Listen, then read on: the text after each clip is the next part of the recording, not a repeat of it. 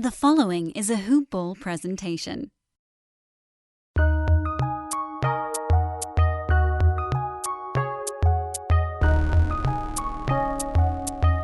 Welcome to the Fantasy NBA Today podcast.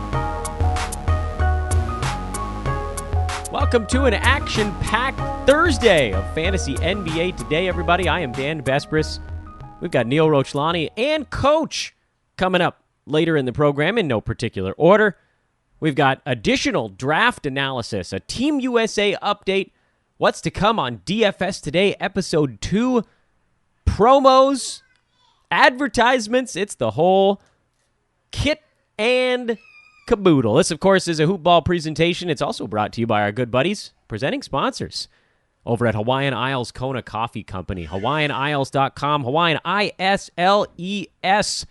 Kona Coffee Company, HI Kona Coffee on Twitter, HawaiianIsles.com, Hawaiian Isles on Amazon. Get it now. I'm going with the aggressive approach today, the in-your-face ad. Go get it. Go try it. Try one out. Tell me that you're not hooked. Tell me you're not hooked for life. Yeah, it's a little bit gourmet, but you know what? I know almost every one of you has probably gone out and bought a cup of coffee at a store. Go get a whole bag of gourmet stuff for that same cost. I mean, it's a no-brainer. HawaiianIsles.com. I want to launch headstrong into our rotating cavalcade of co-hosts, actually, on today's podcast. And there's so many things to cover, so why don't we let's start with Team USA, because all I know is that they played and almost lost a couple days ago, and beyond that, I am infinitely confused about what's to come next. By the way, I'm Dan Vespris. I don't know if I said that already. At Dan Vespris on Twitter. Rate and review the podcast if you're liking what you're hearing here as we rev our way towards opening day. It's weekly update time. And this one, a little bit more tenuous than the last one. These games count. Coach, you doing okay over there, man? That game against Turkey was not great. How are you, Dan? Man, I'll tell you what, I was not a happy camper, let's just say that. That was extremely nerve-wracking and really disappointing. I know we pulled it out and we won by a point, but man, we just did not play well and really had no business winning the game at all. So it's sort of a whole new ball game now. Okay, so let's dial. I'm going to try to do this chronologically to the best of my ability, because I, like many of our listeners here on Fantasy NBA Today, are probably not fully piped in to when certain things are happening and what's going on. Give me a lay of the land on Team USA. By the way, this is Coach, man. If I didn't properly introduce Coach Joe Sarvati, Coach Joe Sarvati, or just, I think you prefer just Coach. You're basically our resident Team USA guy. How is everything settling right now? So USA everybody's into real games that matter.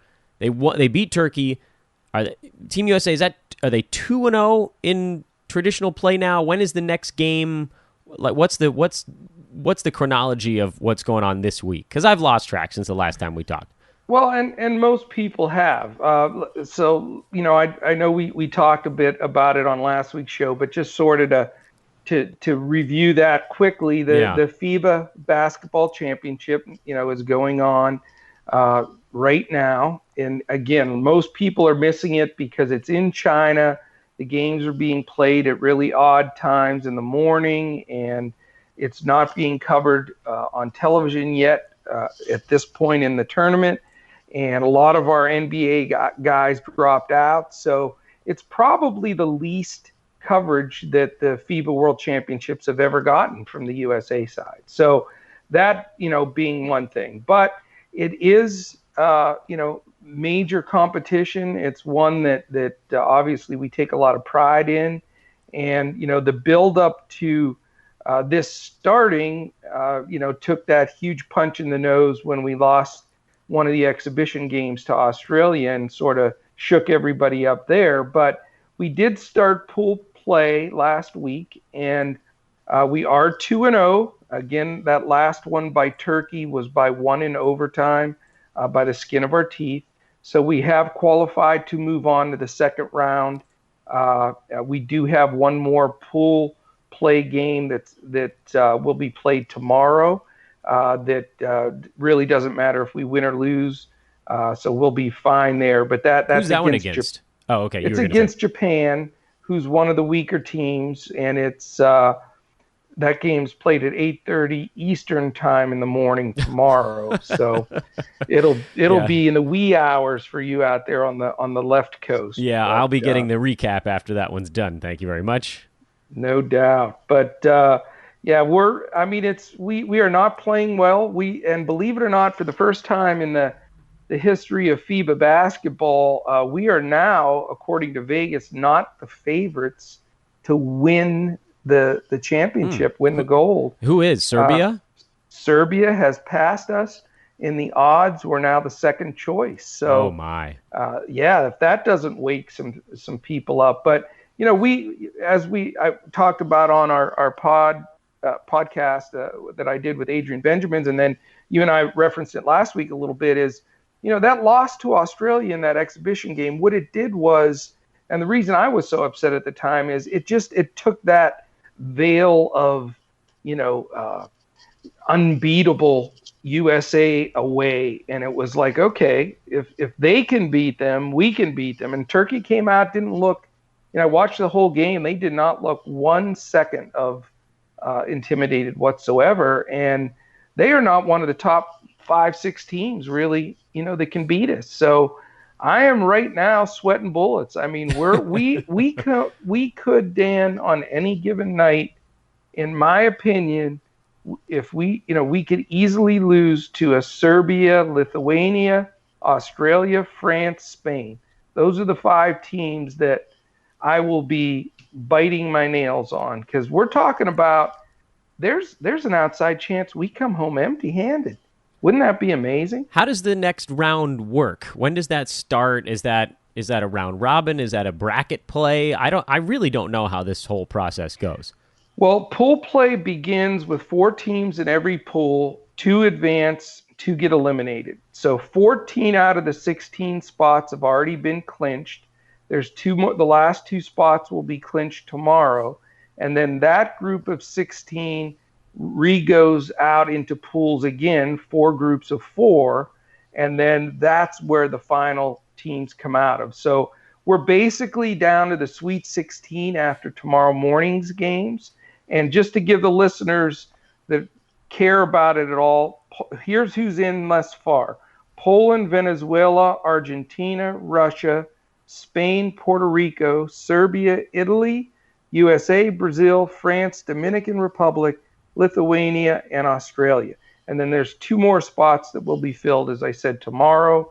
Then new pool play begins later this week. And then the following week will be the final stretch of games, and the champion will be not this weekend, but next weekend. Okay, so between today and the next time you and I speak, what could happen? We will know probably who the final teams, probably know about 3 or 4 of the final teams that will move on to the medal round. Goodness. And do we know? Yeah, it'll be either we'll have 1 game left like we do with some of these, or else they'll already be decided. And do we already know who the next set of pools are, or is that all done after all 16 teams are in, and then is it randomized at that point? It is. It's redone once the 16 teams fall in, and then they're bracketed out by seeding. So at this point, all the teams that come out, the 16 teams, once we know those final 2 tomorrow, they'll look at those seedings and they'll bracket them out to keep the 4 groups as balanced as possible. Oh, so that's actually kind of helpful for Team USA, right? Because then you likely dodge the other 3 1 seeds. I would think so. I mean, we certainly won't be in a group with Serbia or Spain or France, I would doubt. But, possibly a Lithuania or Australia could be in there. Again, that's conjecture, but, we'll see how that falls. It's going to be important, though. We lost Jason Tatum on that last play of the game. He twisted his ankle, and they've already said he's going to be out a minimum of 2 games. So he'll miss tomorrow's game, which means nothing. And then that first round for sure of that second set. So was that Lithuania beat us 15 years ago? Wasn't that the one that everybody was like, that when they finally retooled everything? Sarunas Jasikevičius. Am I remembering any of that right? Lithuania was the team that knocked us off. You have a good memory, and that was right before the Colangelo and Coach K and stuff came in, and they had beat a bunch of college guys of ours, and we sort of had reset, and we had been 88-0 since then until that Australian game, and then just barely escaped with our lives again in this last one. But it's a new tournament now. It's going to be fun to watch. I know you said that a lot of the issues, the dropout, stuff like that, is because it's just too close to the Olympics. I mean, I know that anybody can drop out for whatever reason they want to, but isn't it a little bit frustrating that some of the guys pulling out are like 22 and on teams that are going to be fighting for like an 8th or 7th playoff spot, and the reasoning is they're focusing on winning a championship? Maybe they just don't want to do it. How do we make it a more enticing prospect? Well, I mean, the last 2 guys that dropped out were the ones that hurt the most. We lost Fox and Bagley. If Sacramento is going to contend for an NBA championship this year, then I'm going to go bet that ticket and retire right now, because that ain't going to happen. But so that's the kind of thing that really hurt. But again, and we referenced a little bit last week, this is just sort of a reset year. Nobody really knew it was going to happen this first time that FIBA moved it within 1 year of the Olympics instead of 2. And the way the USA set it up is they had a national team pool and a select team pool. And the select team pool guys were just supposed to be the scrimmage guys for the the big team, and were just supposed to, that was the end of their commitment. So in their defense, the Foxes and Bagleys, those guys had no idea that they would be selected to move forward and commit to this. Yes. So that's why when all of a sudden, because of dropouts, those guys were offered, they were like, well, man, they probably had vacations planned and different things like that, and in prep for the season. So it was a big mess. And I think those are the type of guys that will start playing in this going forward, and then let the senior guys do the Olympics. That's more than likely. Yeah, I mean, it seems like some of these young guys turned out to be better than they thought they would be at this juncture of their career, and so that all got jumbled up, or am I misreading that? Well, it got jumbled up in the fact of just, their being able to commit to it. And I think that the Team USA sort of thought that some of these veteran guys would still play, even though, it was a back-to-back year with the Olympics. So it was like a catch-22. It just everything, they backed out. The younger guys sort of got pushed in, weren't expecting it. And it was somewhat of a comedy of errors. Now, what's going to happen from here is the question. Can we regroup?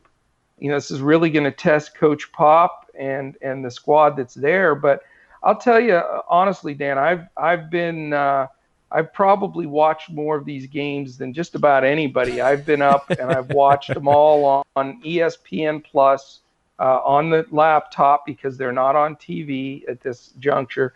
But I've caught every team that's advancing at least a game and a half. So I've seen them all, and I'm telling you right now, and I'm still the biggest supporter, and I'll be rooting and watching and, hoping the USA can do it. But I'm very concerned that this run is going to be tough. There are some very, very good teams. And Serbia in particular, just right now, they look just, 10 points, 15 points better than us. And I know it sounds crazy, but they're just playing fantastic basketball. Yeah, they're not missing too many shots. By the way, I have significant beef with the fact that these games are impossible to watch. This is like my dream every year is to wake up to basketball. This is the one time I could potentially do that during a calendar year. and they're making it like put it on NBA TV, put it on ESPN2. I don't care what you do. I know you're trying to get me to subscribe to something. I'm not gonna subscribe to this. I'm just put it on something I can watch it on. I want to wake up in the morning to basketball. I want to get my kid ready for preschool with basketball on the TV. That's the dream, and they're screwing it up. They're totally screwing it up, and it really, really sucks. I mean, I'm furious about it. I mean, you watch these shows on ESPN2, and I mean, you mean to tell me they couldn't send a team over there for NBA TV? That's all they do. Or ESPNU, or put it on one of those. What was on the other day? Honest to God, they were grape seed spitting or cherry pit spitting and cornhole. Yeah, I saw that one. And these are things they were showing on TV. Why you're talking? And it's sad because you know what? These games are all being shown in all these other countries. It's a big deal. This is a big deal everywhere else. So this is I don't understand it. I mean, I paid the stupid $4.95 for ESPN Plus. They sucked me in. But yeah, I'm outraged about it myself. I think that it does a disservice, to basketball. I mean, this is our game, and these games should be televised. Now, I know later in the tournament they'll be on, but it's just very, very disappointing. Yeah. But I would watch any of these games on television. I didn't even need to be Team USA. If it was just on, I would put it on, even if it's in the background. To me, they're missing a massive opportunity, and maybe that's the thing. Maybe it costs too much money to actually get it put together. But anyway, excellent. Coach, what's your prediction for the next 6.5 days until we talk again? What is going to happen the next week? And then I want to talk DFS show. Yes, absolutely. Well, I mean, I think you'll see this next round. The team there are a lot of sneaky teams in there that are dangerous. Argentina, Italy, Venezuela. I mean, I think there'll be some upsets that nobody saw coming, because now that we're going to be down to the Sweet 16, there hasn't really been anybody eliminated that was expected to move on. So you're going to have probably, out of the 16, 14 of them are the top rated FIBA teams in the world. So, it's going to be great. Any given night, the games should be fantastic. France, Lithuania, if they're matched up, that'd be a terrific game. To see Australia against a Spain or Poland. Poland's got a strong front line. So I think my prediction is there's going to be some great games. If you have the chance to take them in and you love basketball, check them out. And then we just have to cross our fingers that USA gets a good pool and continue forward, and we can get Tatum back and try to make a final run. And by the way, if you challenge Coach to an arm wrestling competition and beat him, he'll give you his ESPN Plus login information. No, I follow the rules. All right, Coach, tell me about DFS show this week, because first, I loved the debut last week. I know it aired right after you and I talked. I listened to the whole thing before it even got put out into the internet. I listened to the whole thing to make sure everything was set up perfectly and levels were all good. I did put on my producer visor for an hour there, and it was so much fun to hear you guys getting in there, and it's finally real. That I don't know, maybe you're feeling the same thing that I am, but for me, this was like a project that I wanted to have at Hoop Ball for so long. So I'm just so thrilled that it's happening. Massive thank you to Fantasy Draft for helping us put this thing together. What are folks looking forward to? What can they expect in episode 2, which I believe airs Thursday again this week, right? It does, Thursday again. And yes, I mean, it was a blast. And if you haven't heard the first episode, just look Hoop Ball NBA DFS today. You can find it wherever podcasts are found if you want to catch up before episode 2 launches on Thursday. And here's the thing. We discussed sort of the makeup of what we're going to do with this show on a regular basis. We're carving out our own niche in the industry. We want to really be the go-to place if you are interested in NBA basketball from the DFS standpoint, you're playing daily fantasy. We're going to break all of that down for you. If you're playing in leagues, whether they're year-long, dynasty, head-to-head, there's going to be a lot of good information in there for you there. And then talking the game. I mean, that's a bit of the difference that we're trying to really stand out. We're not just going to spit out a bunch of numbers and give you percentages of ownership of who we're going to take. We're going to talk about really all of those strategies. What are the trends of the game? Who's coming through in the clutch? What are the matchups defensively? What's the pace of play? What's the new rotation?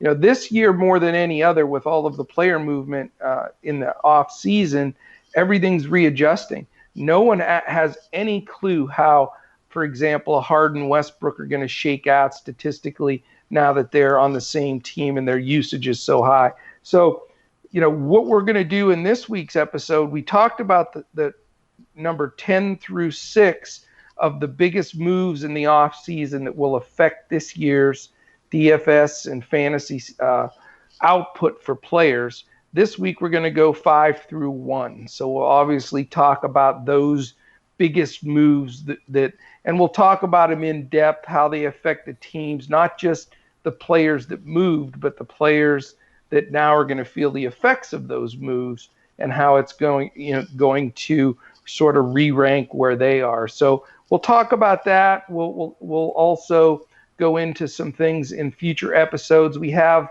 another 5 episodes before the NBA launches in about preseason in about 6.5 weeks. And so we'll start talking about those things. We're getting, and I thank you for all the listeners that are responding on Twitter and have posted a lot of questions and have taken the time to rate and review and comment.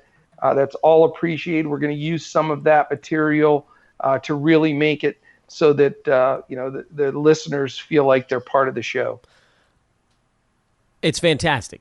Let me just start with that. It's fantastic. I can't wait to find out the top 5. I can't wait to bet with you guys, or I guess it's not betting. Whatever you want to call it. I can't wait to play with you guys when we get into the preseason. But more importantly, fantasy draft, Coach. I've been trying my best to talk about what they offer on this show. Just, giving a little shout out here and there. What is rake-free DFS and why are they so special? Well, again, I'm ecstatic and I'm thankful that Hoopball and Fantasy Draft were able to bring this together, because we feel at Hoopball we bring something unique to the table, and Fantasy Draft just has come up with an industry changer. They have now offered rake-free DFS. So you can also, and we don't want to forget to mention that, if you go to fantasydraft.com and you enter the promo hoop-ball, don't forget the dash, you get 1 free week of completely DFS rake-free up to $1,000. So that, again, if you're betting $25, you're playing a head-to-head against somebody else for $25 and you win, you get $50. So they don't take a penny. So they have created this new niche, because rake is what really hurts in a lot of DFS sites. If you see that the take that their piece of it is before they pay it out, it's costing the people that are winning these contests a ton of money. So they have come up with a new concept of where they go rake free. And this Sunday is their big Hooters $1 Million football contest, which, again, rake free. So you enter, the entry is $20 to get in, and you have your chance in this to win $1 million, and everything that goes in comes out. So there's no percentage taken out from the house whatsoever. And that is really, Fantasy Draft is just exploding, and that's why we're so excited to get involved at the exact time and be a huge part of it as they launch into the NBA when we get started. At Hoopball Fantasy, at Fantasy Draft, at Joe Sarvati, right? You're just your name on Twitter? Correct. Perfect. And at Micah Patria. I got to give him a shout out. Absolutely. co-host who carries me through the shows. And again, just looking forward to getting that second episode with Mike up and going. But yes, thank you to Fantasy Draft. Thank you to Mike, and we're ready to keep this rolling, man. Sign up for a new account at Fantasy Draft with promo code Hoop-Ball. You get a free week of rake-free DFS, courtesy of Coach and Mike on NBA DFS Today. Again, you can find that. I am able to find it very easily. I go to my search bar in my browser, I type in DFS Today Hoopball, and up it pops. It gives me the one at Hoopball as the lead result. Then two clicks down, I see the iTunes page. You can see it at Red Circle. That's our podcast host. It's on Player FM. It's on Stitcher. It's on Spotify. It's everywhere. You guys have to listen to episode 2 when it comes out tomorrow. You can still go back and listen to episode 1. That's the beauty of what you guys are doing right now, Coach, is that these are not topical. These are evergreen shows with strategic elements that people can use going into the season. And I have to admit, listening to show 1, the thing that I took away from it was that there's a juiciness. There's sort of like a weakness to the lines when the season first starts. And folks that have been doing their prep work in the summertime and the preseason, you guys have a huge edge because the prices haven't adjusted yet. I'll tell you what, it's not to be underestimated. I can tell you the last 2 seasons, some of the highest profit margins I personally have had on DFS are in the preseason, because they do run preseason contests. And then that first 2, 3, 4 weeks of the season sometimes, because it takes all of the, it takes the fantasy drafts and everybody time to adjust that pricing. And if you really know what's going on, man, you can make some money early on. And let me tell you, these shows we're doing this next 6 weeks are key to really, in my opinion, to setting yourself up for a very profitable season, whether it be DFS or in your fantasy leagues, because you've got most people distracted by NFL getting started. But for the NBA and basketball purists, if you really buckle down and do a lot of preparation in this next 6 weeks, tune in, listen to our shows, and it's going to make such an impact. And it's nice to have a little bankroll built up prior to the season starting.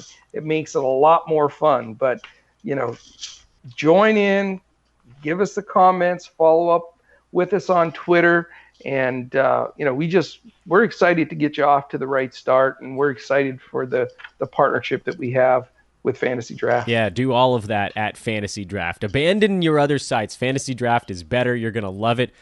Coach, maybe the other thing that is my favorite about the show is that these lead-in episodes kind of give me personally a chance to get my bearings. I feel like you guys are able to start with a very wide-angle view, and then as the season gets closer, you're going to be going in tighter and tighter with the camera, and then it'll be microscope time, and then I'll be ready to use the microscope. Because if episode 1 was, here's a microscope, I wouldn't even know where to begin pointing it at DFS. So you guys keep dominating. I can't wait to listen to episode 2 coming out here in just a little bit. Coach, good luck this week with Team USA, man. Rooting for the team, rooting for your health.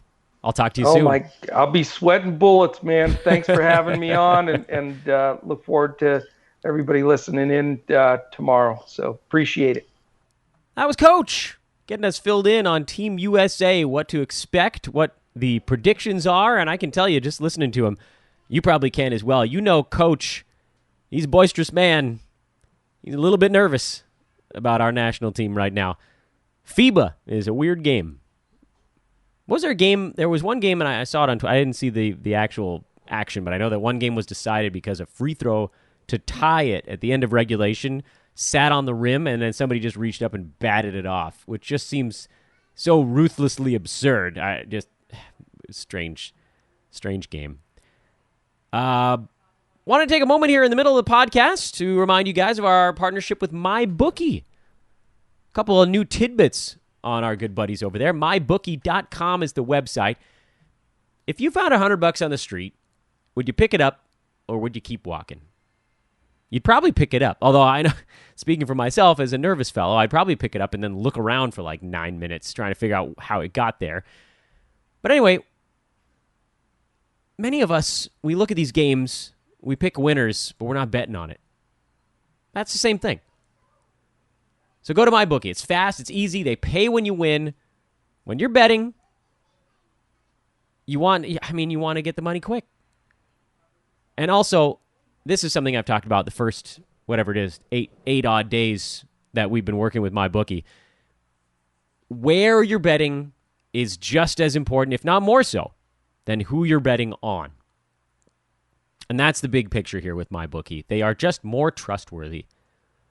I wouldn't tell you guys to do it if I wasn't doing it myself. I am. I've moved my money over. So join me. Do the smart thing. If you're going to bet on football, do it with MyBookie. If you're going to wait until basketball, do it with MyBookie. If you're the kind of guy that likes to bet a little and win a bunch, you could try a parlay. Do a correlated parlay. Don't do a silly one. It's a way to multiply winnings, increase the odds. Correlated parlays. Like in basketball, a correlated parlay is if you think, basically if you're like, look, if this game is a blowout, it's going to be because the good team holds the bad team to 85 points. So you think it's probably going under. So you take the favorite with the chalk and you bet the under. If you think it's going to be close, both teams are going to score a bunch of points, it's going to be close, you take the underdog, correlated parlay. Correlate that with the over. The way it goes over, the way it stays close is the underdog putting up a bunch of points, a bunch of buckets. That's how parlays should be played. Don't just pick anything at random. Join now at MyBookie. They'll double their first deposit up to $1,000. Promo code is TODAY, TODAY. By the way, their official website is mybookie.ag. MyBookie.com would forward you to that. Mybookie.ag, MYBOOKIE. Promo code TODAY, TODAY. You play, you win, you get paid. Thank you, as always, to our buddies at MyBookie. Appreciate the fact they've come aboard and given me a place to drop a few coins. Let's get into the fantasy stuff now. Ball with Neil. I'm so sorry I screwed you out of Tuesday's show. Hello, my good man. Hey, Dan. That's what I expect from you, so it's quite all right. At least, hey, you know what? I like that you're taking shots now. None of this like bended knee crap. I need you coming at me, guns blazing. I deserve it. Come on. Yeah. You've been so gracious. I can't. Oh, come on! You backed off that fact. I backed off that quickly. Oh, I would do it again. But anyway, it's great to be back. Thanks for having me on Thursday's show, and I get like halftime, but that's not so bad. I'm kind of tired myself anyway. So. Yeah, I know you're a worn out man these days. You got a lot going on, and plus, sometimes when you condense an appearance, when you condense a podcast or a moment, you can really sort of like dig into the real meat of it. By the way, this is Neil Rochlani, at Ball with Neil on Twitter, BALLWITHNEIL. Normally here on Tuesdays, but I biffed it. We normally record on Monday evenings, but I wasn't around on Monday evening. But you were kind enough to shift it over to a different time of the week. We had gone back and forth, Neil, a little bit via text message on how we wanted to approach this one. I thought we might do either a few more picks of the draft or maybe some stuff from the draft that you like. But you said, Dan, how about we just go with some stuff? Should I tell you about it, or should I just nail you in real time? And I said, what did I say? You said to nail you in real time. Yeah, so nail me in real time, Ball with Neil. What are we talking about? All right, so I want to talk a little about draft strategy in addition to the picks that you've already I know you've already talked about this a little bit, but I want to go further in depth. So we both agree that the first few rounds you don't want to screw it up, so you want to be very safe with your top few picks. Then in the middle rounds, you start to wait till guys fall to you. Is that correct? That is sort of my thing. That is my shtick.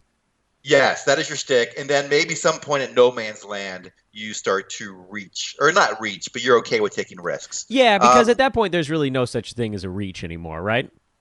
Yeah, well, I mean, this is where I wanted to look at this draft and then talk to you about where do you think, because I have a player here, as I was reviewing the draft, about where I think, this player's still available, I have to take him. They've dropped this far, I have to take him, even if I want to reach, or I think perhaps there's a better upside guy. So where do you draw that distinction? So that's a really, really good way of lining it up. You sort of answered the question for me, so thank you for that. Yeah, you sort of, for me, I kind of start no man's land when the obvious mid-round guys stop falling to me. And I don't know, that could be a different round in every single draft you do. When we analyze results at the end of the year, we're looking for a point where it would usually happen. And I don't know that we can necessarily say we know that for this coming year because, we don't know how these guys are going to do over the course of the season. But looking at the picks right now, and maybe I'm nuts, but it feels like this most... well, let me dial it back. So 2 years ago, No Man's Land looked like it was starting around 75. This most recent season, it seemed to start earlier. There was even more variability than usual. I think this draft might go back to what we saw 2 years ago. I get the feeling there's more fantasy guys that are going to be relevant this season. So I think No Man's Land starts a tiny bit later again, maybe closer to 70 or 75. What were you thinking on that one? Yeah, I think it falls even later. But I mean, I think it also depends very much draft to draft and who you're drafting against and where guys fall. But I'm looking at this specific draft, and I see it going up to pick 99. And I know you don't agree with me on this one, but if Marc Gasol is there in the 9th round, I'm taking him. I'm a little bit worried about what I've seen these predictive Excel spreadsheets talking about what the Raptors' rotation is going to look like, and they have Serge Ibaka exclusively playing the 5. I don't know that that's necessarily true. I think that's oversimplifying. So, yeah, I think Marc Gasol, you've heard it. I said it on a previous podcast. I think he's older than he is valuable at this point, but 100 is... You're well past the start of No Man's Land, for me at least. I think you're in a spot here where you take whatever guy you want. I think, Neil, I wouldn't necessarily classify him as a guy that sort of fell to someone at 99. I think that he's a classic No Man's Land guy this year. And if you think he could harness, 26 or 27 minutes of productivity, if we think he can get that high, then he's a guy with upside at this point. I don't know that there's a whole lot left in the tank. I actually like the guy right in front of him more in this sort of late 90s No Man's Land area, and that's Enes Kanter. I like them both. Yeah, that's fair. Yeah, you can like them I would both. take them both. Yeah, for me, like No Man's Land begins when I think a player is not going to finish in the top 75. If I'm confident a player is going to finish in the top 75, I'll take them in the in the 90s without looking for. So where in this draft do you think you see the first guy that you don't believe will finish inside the top 75, and you're pretty sure of it? For me, I think it's Lonzo Ball, actually. Oh, sure, yes. I mean, but further up it does happen. But I mean, guys, I'm not looking at guys who aren't going to finish. Well, I guess I can do that. But the first guy I think that's not going to finish in the top 75, it's going to be Hassan Whiteside. It could be a lot of these guys. It could be Whiteside. DeJounte Murray for sure, but yeah, Lonzo Ball is probably it. So that's Hassan Whiteside was at 70, Lonzo was 72, yeah. Murray was 73. So, I mean, it seems like we're calling No Man's Land early 70s this year. Right, unless I have guys on my board that I'm very confident are going to finish in the top 75. Well, that's okay. I think Gasol and Kanter will. And that's okay, though. So, because this is my reasoning behind why I sort of picked this arbitrary number. Once you get past 75... take those guys whenever you want. You don't necessarily have to wait for them to fall to the 8th or 9th round, because at this point, it's sort of 6 of one, half dozen of the other. You take the guy you're looking at. I see a handful of guys between rounds 7 and 10 that I would gladly take any one of them in the middle of round 7 if it meant that I got them on my team. This is where I think you start to target guys more than you target like difference between draft position and ADP. And that's why I ended up calling it No Man's Land, which might be sort of a confusing nomenclature, but like, for instance, we're talking about Marc Gasol. For me, Enes Kanter at 98, I would happily take Enes Kanter 15 slots earlier than that, because I don't know that there's anybody I'm looking at in the 80s that went in this draft where I'm like, oh, I definitely have to take that guy before I take Enes Kanter. I feel like any one of those guys has almost the same odds of finishing above the other. So that's why I think at that point you're grabbing the guy that you want to put on your team. That's where you start to target the name as opposed to whether it's falling or safety or whatever. You swing for the fences. You do whatever the hell you want. You don't worry about what round you're in. Yeah, I guess perhaps my distinction is if I'm, let's say, I'm targeting Jonathan Isaac this year. And let's say in the later rounds, but let's say Marc Gasol is still there in round 8. I would take Gasol over him. Okay. And you said you would target Isaac. Let's say hypothetically Isaac's the guy you're targeting, and Cantor is still there. Who would you take ahead of those two? I'm choosing between Isaac and Cantor in this hypothetical. Yeah. I'm taking the guy that I think has less of a chance of making it back to me the next time around, I guess. Fair enough. Which is probably Isaac between those two guys in this particular hypothetical. I think he'll probably go in front of Cantor in a lot of drafts. But I guess, I'm trying to figure out the right way to really elucidate what my thought here is. I think at this point in a draft, you have your queue, you have your list of like 15 guys in no man's land, and you line them up, maybe not necessarily by how much you want them, but also a little bit of that. I think there's two variables with guys after 72 or whatever we decide no man's land is this year. Two variables is how badly do you want them on your team, meaning how high do you think they're going to end up? And variable number 2 is how far will they fall? And I think this is the point where how high you think they're going to go, basically how much you want them, starts to weight more for me than how far I think they're going to fall. In the early rounds, first 3 rounds, we can wipe those out. I'm not worried about guys falling. I'm taking my safe foundation. Rounds 4, 5, and 6, we can call it tentatively. It's nothing's etched in stones in any of this. Rounds 4, 5, and 6, that's where I'm worried way more about how far guys are falling versus how badly I want them. And then from round 7 on, and the later you go, the more the weight tips towards how badly you want a guy. But I think that's a point where you're worried less about, hey, did this guy fall? And instead you're like, this is the guy I want to put on my team because I think he's going to have the better year. And you're less worried about, did I get a good value at this point? Because they're all bunched up anyway. Did that make more sense? I don't even know. No, it makes perfect sense. But I just think some of these guys are guys that I still think have top 40 to 70 upside or top 40 to 60 upside. So I want to take them if they fall, even if I have someone who I think on my rankings might do a little bit better. But at this point, I'm going to take someone who I, in this late of a draft, like 8th or 9th round, someone I think is going to be 40 to 60th versus someone who could be between, 35th and 100th. I'd rather have the 40 to 60th guy. If that makes sense. Now, how much are you concerned about which of those guys might get back to you? I'm not. I'm not, because there's no one once I get to this point, there's no one that I'm confident is going to be great.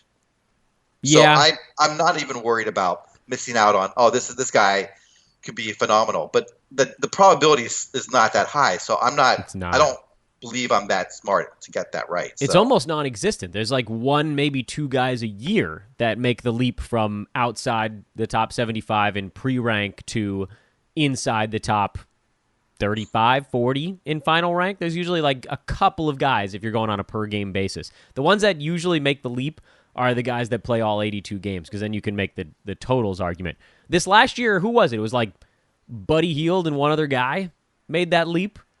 They're almost non-existent. This actually harkens, I don't know if you did this on purpose, to a conversation that Brandon and I had yesterday, which was, you're looking at these guys and you're sort of saying, how many players really in this neighborhood could outperform their draft position by 3 or 4 rounds? The answer is almost none. But then I think, aren't you making an argument to take the guy you want as opposed to one that's falling? Am I? I don't know. I don't think I am because it seems like you're on the razor's edge here. No, I'm not. Oh, okay. Yeah, well, Bill Murray is from Chicago, but anyway, did you ever see that movie? By the way, that was one of his best movies. Mark, I just think guys like Cantor and Gasol are safe mid-round picks, and if they're going to no man's land, I'm going to take them every time. So let's look at actual ADPs now, because we've had this discussion in kind of a hypothetical vacuum sort of deal. Let me find out, and I didn't have this pulled up prior to starting this sentence, so this is the art of broadcasting, talking while you're getting the work done in the background. The ADPs on these guys, Enes Kanter is 91, and Marc Gasol is 74. So he actually went a lot later than usual in this particular draft. Cantor a little bit after his ADP, but not by a whole lot. If you're looking at ADPs, that can often be a tool, at least for me. I don't know if you use them the same way. I would probably take Mark. If I wanted both of those guys equally, and that's this, so we're putting ourselves back in this sort of weird, non-existent, unable to create hypothetical. But if you wanted these guys exactly the same amount on your team, for me at that point, I'm looking at the guy with a higher ADP, and I'm probably taking him because he's less likely to make it back. It sounds like at that point, you're going for whichever guy you think has fallen farther. So maybe we actually agree. We're just saying it in different ways. Maybe, but the thing is with the ADPs, I think once you get past a certain point, I don't know what that number is, the variance is so great from league to league that I don't trust them that much. That's why we got to keep breaking these things down, see if there's any consistency among them. I think if I'm in this spot and it's pick 98 and pick 99, as it was in this draft, I'm taking the guy that I want more because it's so late. I'm not worried about how much a guy fell. At this point, I want the guy that I think is going to have the better season numbers. This is now late enough where that has become the more powerful weight factor on my team. Right. I know you had like 2 or 3 things to talk about. We might spend our entire time talking about one thing, but that might not be a bad idea. No, hopefully we can move on. I just think we don't have to. At some point. So then at this point, all right. So that was the first point I wanted to discuss with you and get your thoughts on. The second one is, how many players do you think from round 10, like if you're doing a 13-round draft in, 10 starters, 13 total, I think for me, from round 10 onwards, I usually at most have one of those guys on my roster by the end of the season. Oh, yeah. I'm almost always 0. No, I would say it's between 0 and 1. It is definitely. The over-under. At that point, I don't take anyone that's not high upside. Do you ever do that? I sometimes probably do, but it's a stupid decision that I've made. I'll call myself the name that I should be called there. You really should be hunting upside at that point because those guys are never going to last on your team. Like let's look at some of the picks from this draft and see if we can pull out an example of each of them. Let's look at the last round. Mm-hmm. Any of those guys? I mean, like, who of them among those guys is a no upside puck? This round, by the way, I'm going to rattle them off real quick for the listeners. DJ Augustine, that might be our answer right there. But Robert Punchy Portis, Mo Bamba, Klay Thompson, Ivica Zubats, Elfrid Payton, Rodion Skirics, who might not be playing to start the year, Thad Young, Darius Garland, Rudy Gay, Harrison Barnes, and Tyler Johnson. That's picks 145 to 156. DJ Augustine, we both laughed. He seems like the obvious answer to no upside, very safe last round point guard pick. Are we in agreement on that? Yeah, I would not draft him at all. Yeah, because there's no way he does better than top 110. Yeah, so the pick that I like the best here is Darius Garland. Yeah, I don't know anything about rookies. I don't know nothing about him either. But he's starting for Cleveland, and we have no idea what his stat set's going to be, and it could be decent. So, what about Harrison Barnes? Is there any upside there at this point in his career anymore? I don't think so. He's the oldest 27-year-old on planet Earth. I guess the biggest upside guy is Rudy Gay. Yeah, I actually really like the Rudy Gay pick there. I can't believe he fell that far. Yeah, that's probably the biggest upside. But Zubac, I don't think so. No. Thompson is just a stash, I guess, for the playoffs. Yeah. Portis, there's a little upside there if he plays his way into time, but not a ton. Elfrid Payton has a little bit. I don't like his game, but at 150, what if he steals the starting job there? Right. So there is a potential there. It's very small, but it's there. This is a same with Tyler Johnson. Yeah, it's very small, but it's there too. So, What about the previous round, round 12? What are we round seeing 12, there? I think the biggest upside here is I know you're probably going to disagree with me, is Kevin Huerter. I don't like his game yet, and maybe it evolves this year, but he had some stuff missing from his fantasy game last year.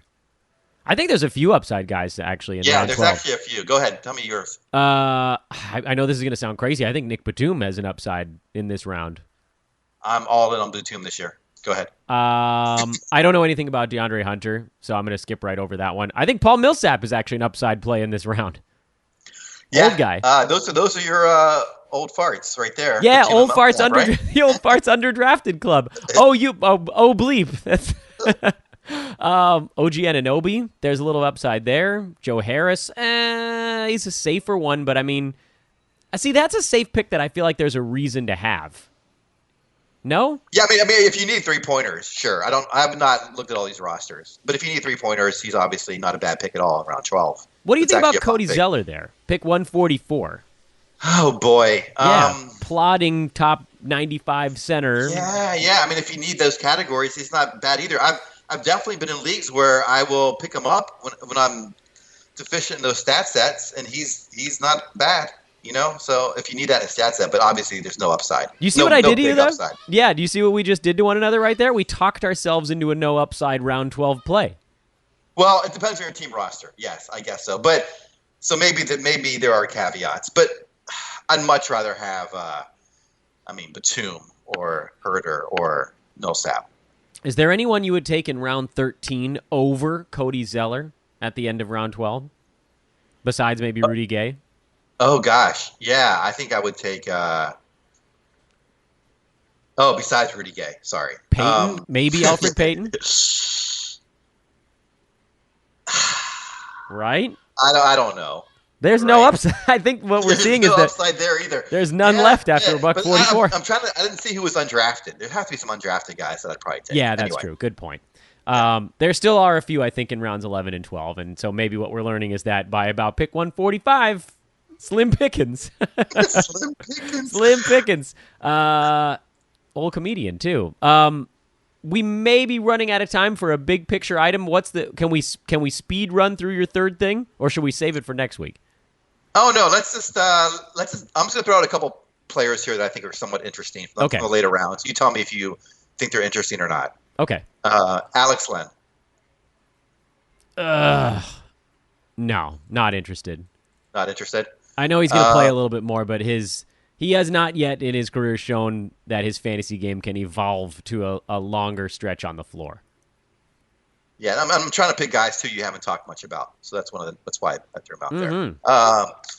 Another guy who I think might be interesting, who you haven't really talked much about, is Norman Powell. I'm not a Norman Powell guy either.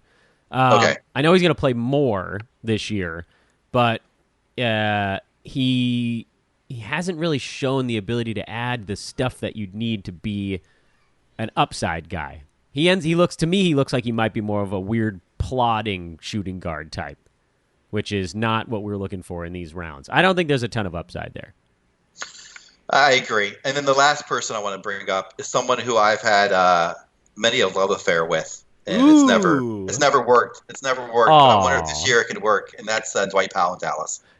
Yeah, I'm with you on that one. I'm joining you in love affair. I mean, it worked out pretty well after the All-Star break last year. It did, but there's a Kristaps. I was trying to come up with a nice word, but yeah, there's a unicorn in the room. There's a Christy Porzingis in town, and yeah, I think those guys are playing together. Honestly, I do too, but I don't know what that means for Powell. Kristaps doesn't rebound, so I'm not that worried actually. I mean, I think a lot of Dwight Powell's numbers are going to be tied up in dunks and rebounds, and I think those are still going to be there on the offensive end because Doncic is going to be drawing a crowd. Kristaps is going to draw a crowd. I like Dwight Powell. I like that he's falling. I think it's a decent upside play with a decent floor. So I'm with you on that one. I wasn't with the other ones. I'm with you on that one. All right, and then I think that's it. I mean, these other guys I like, but I think you've already talked about, so we don't have to keep talking about them. Well, we can just shut the podcast off, and you and I can talk about how much we love Nick Batum off air now. Yeah, fair enough. I've always loved that guy. I've been terrified of his faulty wrist for so many years, but damn, there is no way that they just let Terry Rozier run the offense unfettered for the entire season. I mean, the inefficiency that would come with that is just, it's overwhelming. Batum's going to have to do something. And we actually saw him wake up a tiny bit towards the end of last year. It took him like 4 months to try, and then he started doing a few things, and so there's just a little bit left in the tank. But here's the beauty part. I'm gonna put a bow on this whole discussion we've had. If any of these picks don't work out, the whole point that you just said at the beginning was, how many of these guys you ever end on your team anyway?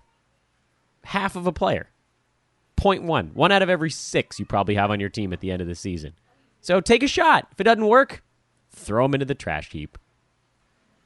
Yeah, that's the main thing I've learned is that there's no point in thinking that anyone after the 10th round is definitely going to be on my team. So there's no reason to get too enamored with anybody at that point. Yeah, so, and maybe don't get attached to them either. If they suck, feel free to cut bait. How many times have you looked back on like an 11th rounder you cut and thought, oh, not often. Not unless it's like a stash that you couldn't wait long enough for. Pretty infrequently.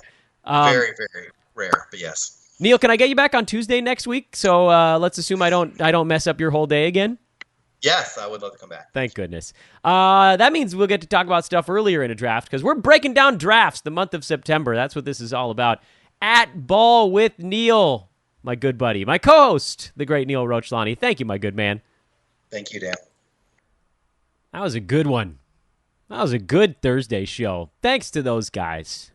Coach and Neil. Good dudes. I would ask of you all one thing and one thing only, and that is check out DFS today. New episode coming out probably within a few hours of this one on Thursday. Coach and Mike Apotria.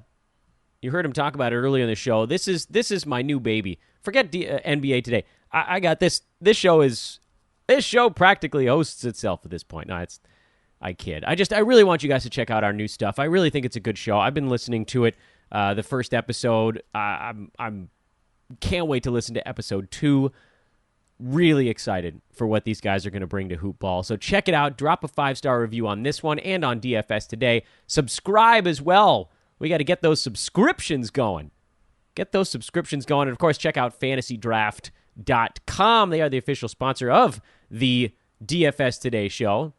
Or the official partner? I get my nomenclature right. Doesn't matter what you call them. Just use them for your DFS stuff.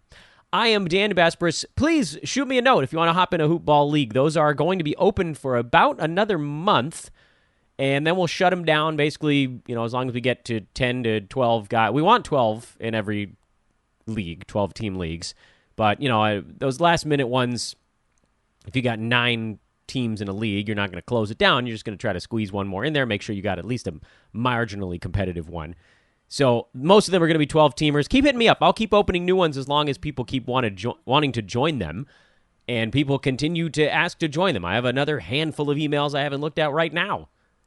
So hit me up at Dan Vespers on Twitter or in the Hoop Ball forums. I'll see it in either one of those two places. Hoop-ball.com is the website. Click on the forums tab. If you want to hop in a league, you can tell me there. If you don't have Twitter, if you do, just shoot me a line again at DANBESBRIS. Love to see you. We've got free leagues and $50 leagues as well. You can follow my guests / co-hosts from today's podcast at Joe Sarvadi, JoeSarvadi. Neil is at Ball with Neil, Neil, and I am at Dan Vespers. Have a wonderful Thursday, everybody. Finishing up the week tomorrow with my good buddy Adrian Benjamins. We actually get to do a podcast 2 weeks in a row instead of separated by 6 months this time. Maybe we'll do Adrian's favorites again, or maybe we'll just pick up from pick 84. Get up to 100 this week. I haven't decided. Maybe I'll let Adrian decide. That's probably the way to go. We'll talk to you then.